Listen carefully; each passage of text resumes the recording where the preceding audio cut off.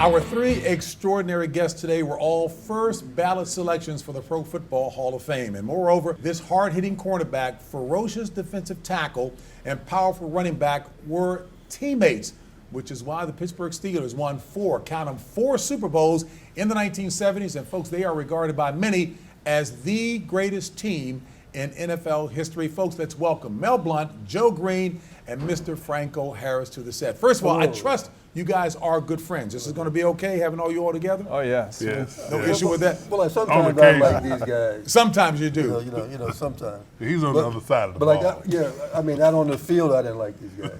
Well, now, you know what? Now, I found out coming out here, while you guys are considered by many to be the greatest team, that Pittsburgh didn't start winning, even though we often talk about the steel curtain, until he showed up. That's true. That is true. Or you giving him his props? Go ahead. Well, let me hear this. my first year, we were 1-13, and the Steelers hadn't won anything before that. No divisions, no above 500 record. Even the great Blount came. He made us better, but when Franco came in '72, we won our first division in the history of the Steelers. And you were not really thrilled to have been drafted by the Steelers? No, I was not. I was the fourth pick in '69, and I knew that the Pittsburgh Steelers weren't very good, and I did not like those uniforms that they had. And I had been talking about the uniforms. I called them the Batman outfit, until I found out that Mr. Rooney designed them, and I said, well, I should have said that. You chilled out on that after that? When I was drafted in 1970, I was really disappointed. No kidding. Well, because? Well, because I didn't know anybody with the Steelers. I didn't know anything about the Steelers. And I was a Southern boy. Yeah, it wasn't, and I grew up in the South. I actually wanted to play for the Saints because I went to school at Southern University. And when I came to Pittsburgh, it was a culture shock because I had never seen snow. I had never been in the cold weather like that. And now I love it because it took me 10 years to adjust. I spent my first off season in Pittsburgh in 1980, and I actually fell in love with the place, and I live there now. So it's been a great journey. Mr. Chamber of Commerce, what do you think about hearing about your town? And myself, I went to Penn State, and we played University of Pitt, and so we did play them in Pittsburgh, and I wasn't impressed with the city at all, and which is ironic. When we played the Pittsburgh Panthers my senior year, I decided to go just to watch the Steelers play, and that was my first professional football game I ever went to. Mm-hmm. And then when it came around for the draft, I'm saying, I'd really like to go any place but Pittsburgh and Green Bay. Or Green Bay. Green Bay. And really, because Pittsburgh was just 3-hour drive from Penn State, and I wanted to get out and see the country, you know what I mean? So it was like I just wanted to get out of there and travel and go somewhere else. What the initial impression was of going to Pittsburgh, and of course now it is just iconic whenever you talk about the greatest teams in the National Football League in the history. Back with more after this.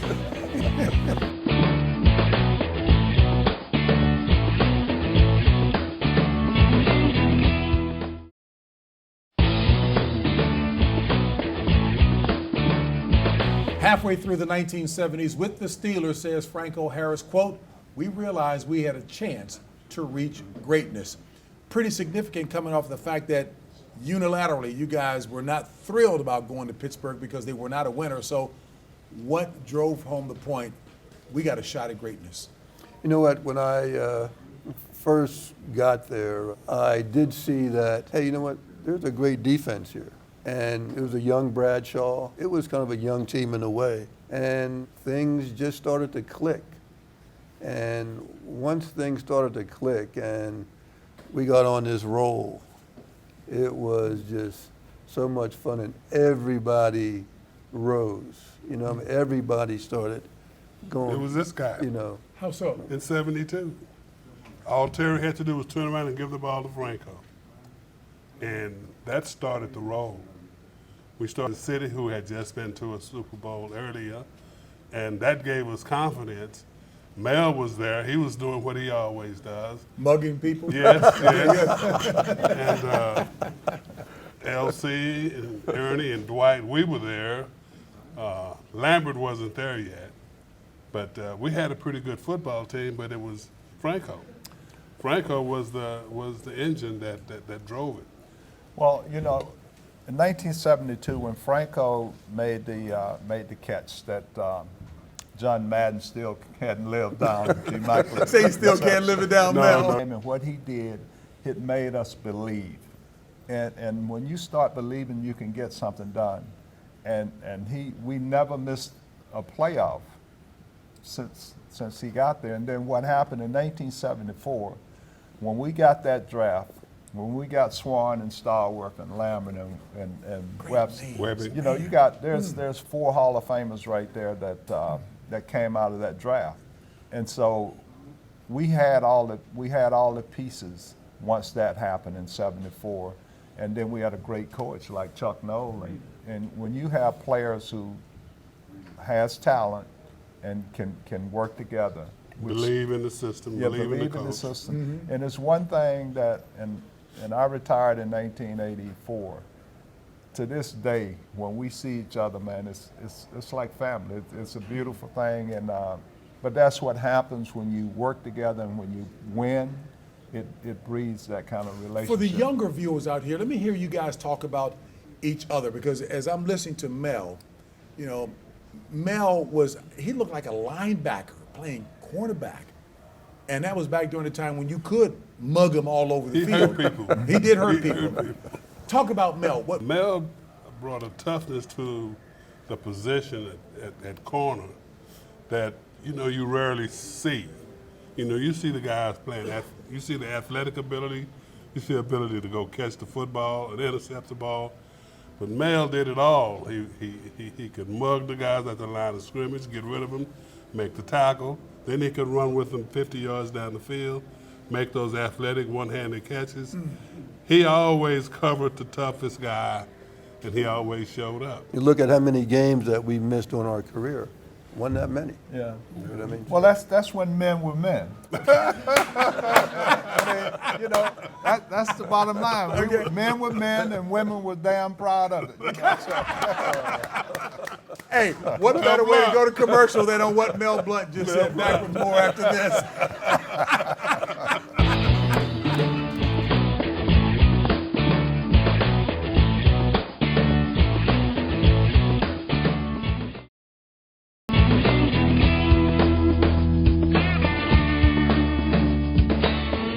I love it. Hey, Mel Blount said, "There is no question in my mind that Mean Joe Greene is the greatest Steeler of all time." Your best Joe Greene story. well, I do believe that of all the players that have come through that locker room, And this some guy great here, ones. this guy here was he was a Numero cornerstone. uno. Both of you saying that, okay? And the thing about Joe Greene was that this guy was a leader. He was a true leader. It wasn't anything faked about it. I remember one time in Philadelphia, we were getting beat. He took the football and threw it up in the stadium, and I could not believe. I'm like, man, what is wrong with this guy? And the officials didn't say anything. Nobody said anything They just to got him? another football, and we just kept playing. I said, man, time after time, he demonstrated leadership on the field. Guy was unblockable, just a great man, and my dear friend, he was my roommate. Chuck Noll put me with him to try to tame him and keep him This straight. guy hated to lose.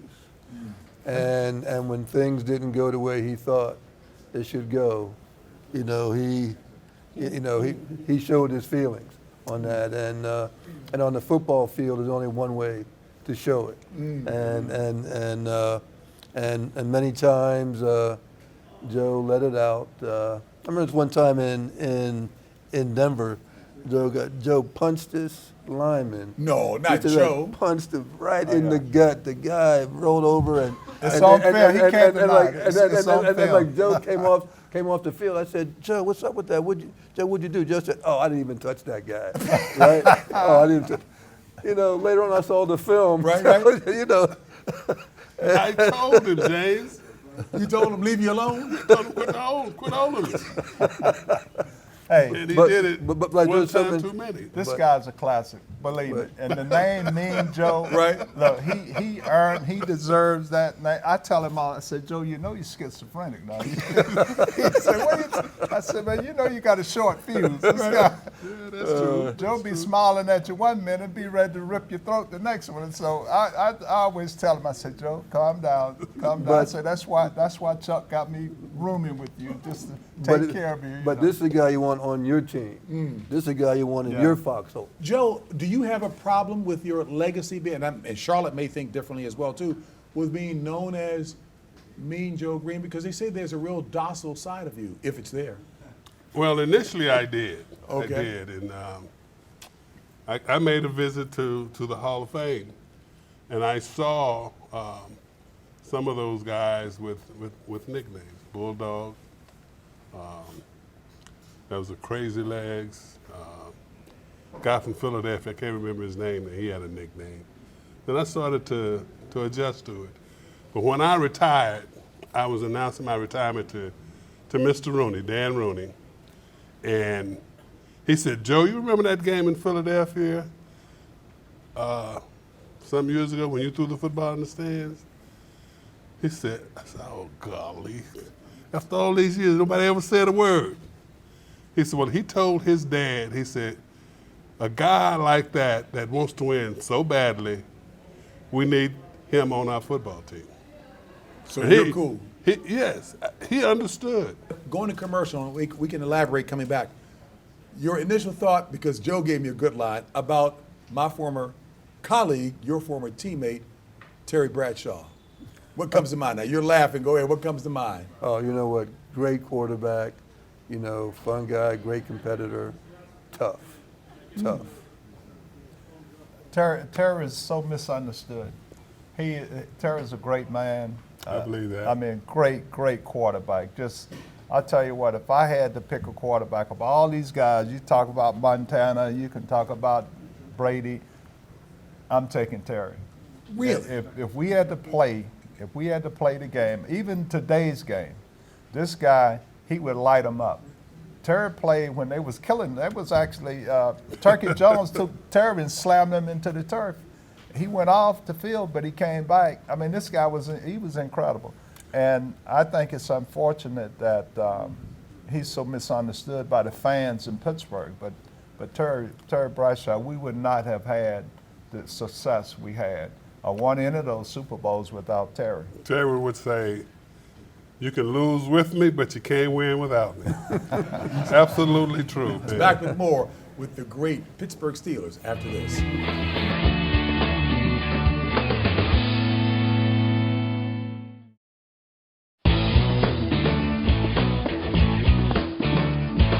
Our three guests played in a combined 24 Pro Bowls, usually as teammates representing, of course, the Pittsburgh Steelers. And Joe, gosh, I was just reminded, 6 Super Bowl rings, 4 as a player, 2 as a scout, which is simply phenomenal. But when you guys look back on, I guess, the journey, I'm going to call it, compared to way. teams of today, do you appreciate it even more what you guys accomplished?